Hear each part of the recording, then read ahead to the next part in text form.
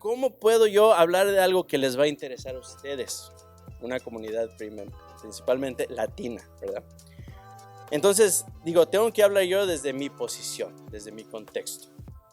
Entonces me puse a pensar acerca de nuestra historia, la historia de los latinos, y cómo esa historia va mano en mano con la historia de afrodescendientes. La historia latina y la identidad latina no se desarrolló en los Estados Unidos en una burbujita, se desarrolló como parte de una comunidad diversa y mucho más grande, ¿no? Entonces hay que empezar con algo que tal vez sí reconozcan, que es el mestizaje. So I wanted to wish everyone a good morning. As many of you know, it's February, so it's Black History Month. I'm sure you've seen ads and have heard commercials talking about Black history and the many contributions that Black people have made to the country. So when Martin asked me to share a little bit about Black history, I had a few questions for myself. First of all, what can I possibly say about Black history being a Mexican man, right? Am I even qualified to talk about this subject? Number two, what can I say that hasn't already been said by better minds than my own, right? People like Frantz Fanon, Bell Hooks, Toni Morrison, W.B. Du Bois have written about this issue and written about this topic and have talked about this topic more effectively than me. And if you don't know who these writers are, then I suggest you start reading. And the third question was like, how can I interest you, primarily Latino community, to care about the subject or to engage in this conversation, right? But then I started thinking about our own history, Latino history, and how it intersects with Black history. Because the Latino history did not develop in a bubble. It developed as part of a more diverse community. So I wanted to start with a topic that we are all a little bit more familiar with, which is mestizaje, right? As many of you already know, and this should be fresh in our minds because we've gone over it already, we've learned a lot about the colonizing project in the United States and in the Americas. We talked about the sistema de castas. Do you guys remember that? Yeah. The ways in which the people in power attempted to organize a society in Latin America, prioritizing European traits and European history. Obviously, this was a project framed and put into practice by the conquistadoras. And at the same time, it marginalized people of indigenous and African backgrounds who were either already here or were brought to the Americas by force in order to work the mines and the fields. Mestizaje, or the mixing of different ethnic groups, was seen as a way of controlling society. And we see power doing this all the time. It was a society that was growing more and more diverse and growing more and more out of control, right? It was also a way of erasing differences, of placing value on different people based on their phenotypes and their class statuses. So mestizaje, or this idea of mixture, we can kind of relate it to this concept that we hear nowadays of like the melting pot. You know? We're all a nation of immigrants and we come here and we melt into one identity, right? And this ideology asks us to assume that somehow, even within Latin America, everyone mixed together to become this new race, this mestizo race, a perfect mixture of Black, Spanish, and indigenous people. Well, in the 1920s, two of Mexico's most renowned academics kind of took it a step further, and we'll talk about that next. So it's hard doing this in English and Spanish, guys. So bear with me, okay? So, como muchos de ustedes saben, hemos aprendido mucho acerca de la colonización aquí en las Américas, okay? Hemos hablado un poco del sistema de castas, si recuerdan eso, que era una manera en que la gente en el poder, la gente que tenía poder, principalmente europea, trató de controlar la sociedad, okay? Dándole más prioridad a la identidad europea, la historia y cultura europea que trajeron los conquistadores, y marginalizando a gente indígena y de afrodescendencia en las Américas que o ya estaban aquí o los trajeron a fuerzas para trabajar en las minas y en los campos. Entonces el mestizaje, si lo vemos como la mezcla de diferentes grupos étnicos, era una manera de controlar una sociedad que estaba más y más diversa. Teníamos a gente de todas partes del mundo que venía aquí a las Américas, ¿verdad? Pero también era una manera de borrar la diferencia, de darle valor a cierta persona, ciertas gentes, y marginalizar a otras. Entonces, el mestizaje como esta idea de mezclar, lo podemos comparar hoy con la ideología de que aquí en los Estados Unidos es una cazuela donde todas las diferentes culturas se mezclan y todos somos americanos, ¿no? Todo suena muy bonito, pero es una manera de borrar ciertas identidades, ¿no? De crear lo que muchos decían era la raza mestiza, ¿no? La raza de bronce. Entonces, en 1920, dos de los intelectuales más conocidos en México lo tomaron un paso más. En los principios del siglo XX, dos pensadores mexicanos desarrollaron lo que ahora es la identidad nacionalista mexicana. Yo estoy hablando como mexicano, yo sé que no todos de aquí somos de México, pero es un tema que es repetido en varios países.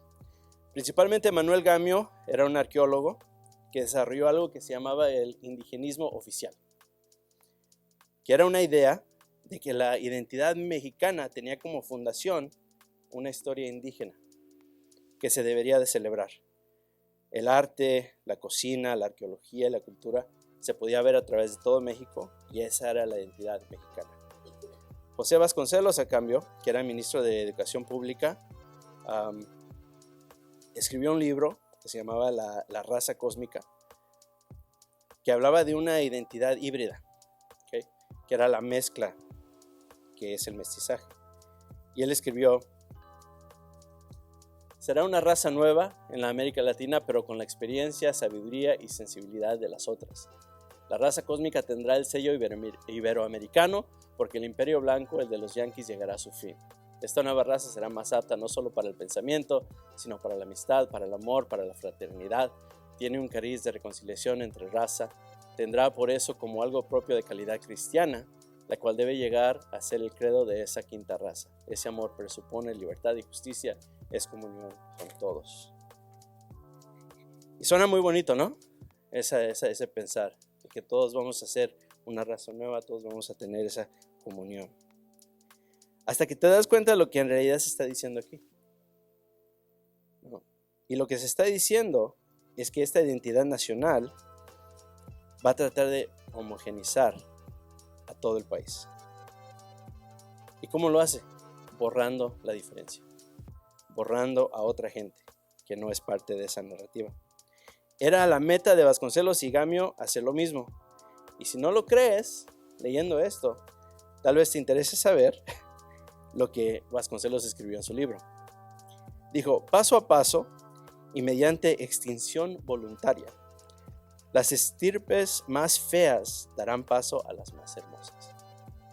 El indio, al injertarse en la raza relacionada, daría el salto de millones de años que lo separan de nuestros tiempos.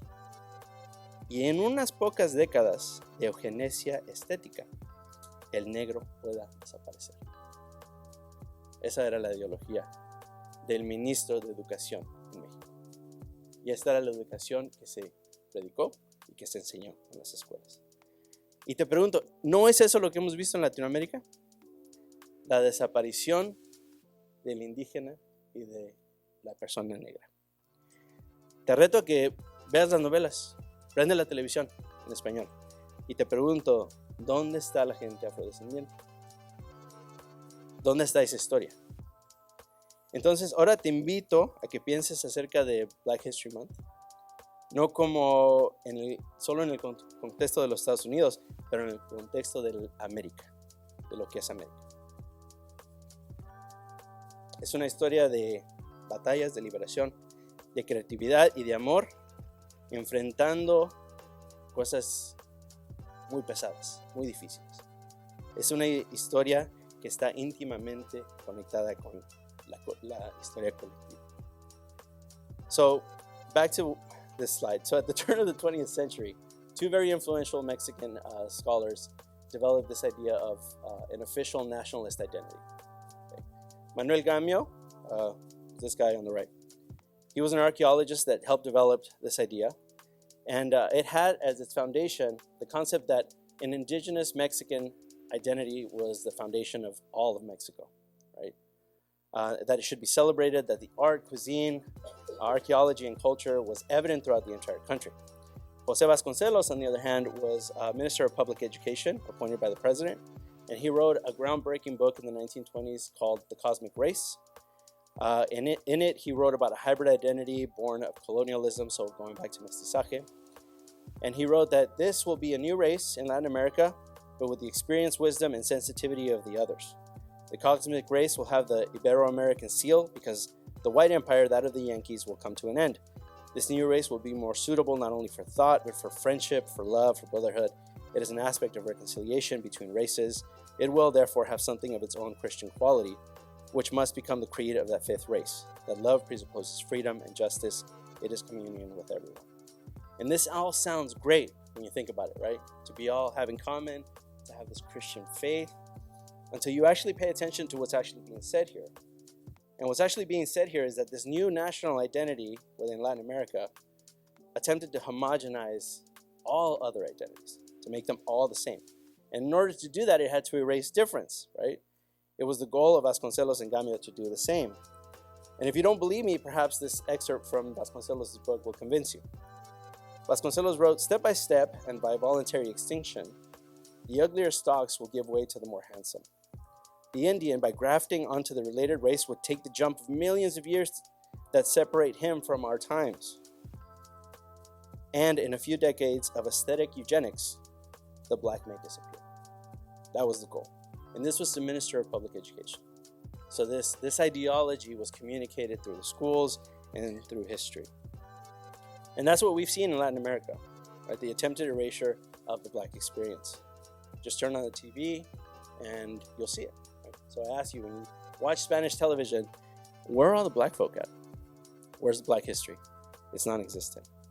So today I invite you to think about Black History Month not just in the context of the US, but in the context of America as a whole. It's a history of struggle, liberation, creativity, and love in the face of unimaginable odds. And it is a history that is so intimately interwoven into our collective history.